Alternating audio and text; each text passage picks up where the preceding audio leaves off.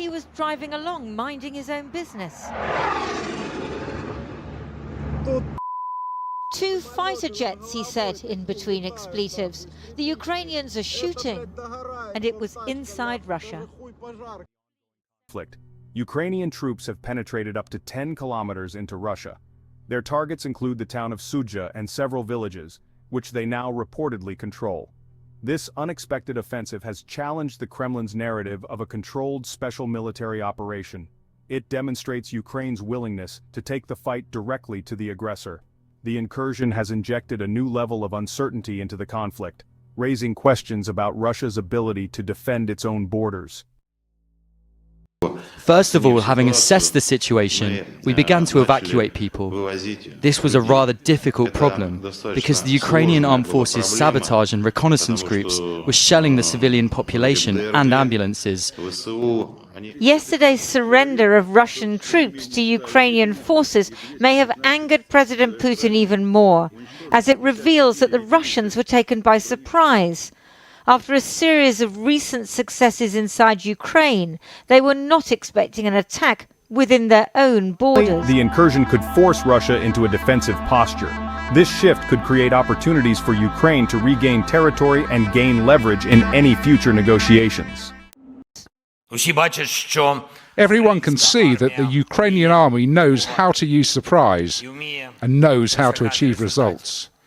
This is demonstrated on the battlefield, where our soldiers not only withstood the overwhelming force of the occupiers, but also are destroying it in order to protect Ukraine, our state and independence. Moscow views the situation. By invoking the language of counterterrorism, Russia aims to justify its crackdown and control the narrative. However, these measures raise concerns about human rights violations and potential abuses against civilians. Section 4. Looming nuclear threat, a global nightmare scenario. Adding to the global anxiety is the proximity of the fighting to the Kursk nuclear power plant. This facility, one of several in the region, represents a terrifying wildcard in the conflict. Any damage to the plant, whether intentional or accidental, could have catastrophic consequences.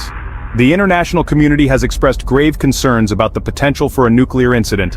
The release of radiation from the Kursk plant would be devastating for the region and beyond, impacting neighboring countries and posing long-term health risks.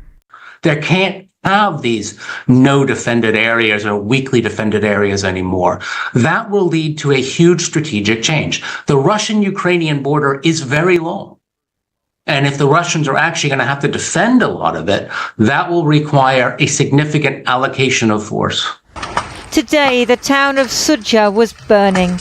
It's not clear whether countries that back Ukraine approved this maneuver. Until now, the Americans discouraged the Ukrainians from crossing the border, especially with US weaponry, for fear of justifying Putin's assertion that this is a war between Russia and the West. But desperate times call for desperate measures. Lindsay Hilson. Well, earlier I was joined from Kyiv by Alina Frolova, who's a former Ukrainian Deputy Defense Minister. I started by asking her whether there was a strategic reason for Ukraine's incursion into Russia. It doesn't seem like an operation which just suddenly was decided, because from what we know, the forces which are deployed, the quality of the forces are quite high.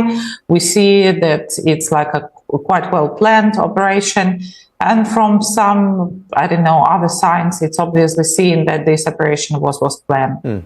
Do you know if President Zelensky and his military chiefs checked with their Western allies before they started the operation?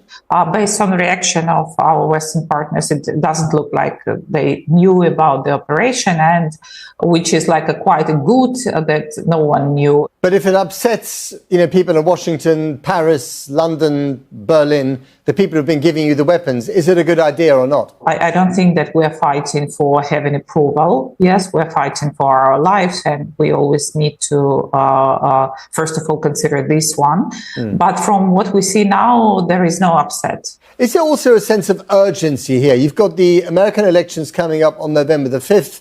If Trump wins that election, then things could turn quite negative for you quite quickly. Is there a sense of urgency here that you want to really move the front line, have some, serious victories under your belt before that date? I think that the biggest pressure for us still is the longer we are in war, the more losses of human lives, economy, and morale we have. So I think that the biggest pressure of having the efficiency is that one. However, the elections also influence. For us, the situation is clear, but yes, it's difficult. I mean, sometimes it's extremely difficult to keep the morale high. And obviously, this operation is also influences very good on the average perception of the abilities and capabilities of our forces. And of course, Vladimir Putin is able to use this incursion into the Kursk region to basically step up his own mobilization of men in his own country. I don't think that he needs some reason to step up into mobilization. I mean, that they have a little bit different. You still consider this situation from democratic point of view that you need some reasoning behind. No, he doesn't. How much trouble are you in now compared to, let's say, a year ago?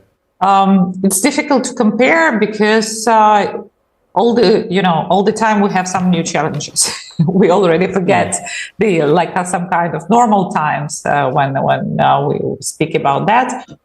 This is part of our life now, unfortunately. And are you afraid that the rest of the world, distracted by events in the Middle East, distracted by elections in America and other things, is getting bored of your existential war? I don't feel it like that. First of all, because the polls among the key nations, they demonstrate that the nations are still supporting Ukraine. Plus, what I see from, for example, 2022 or beginning of 2023, that most of European politicians, for example, they already clearly understand the threat, and they took the long-term involvement and their obligations of supporting Ukraine, and they have more clear understanding of necessity of Ukraine winning than it was even 1 year ago. Okay, Alina Frolova, thank you very much for your time. Thank you.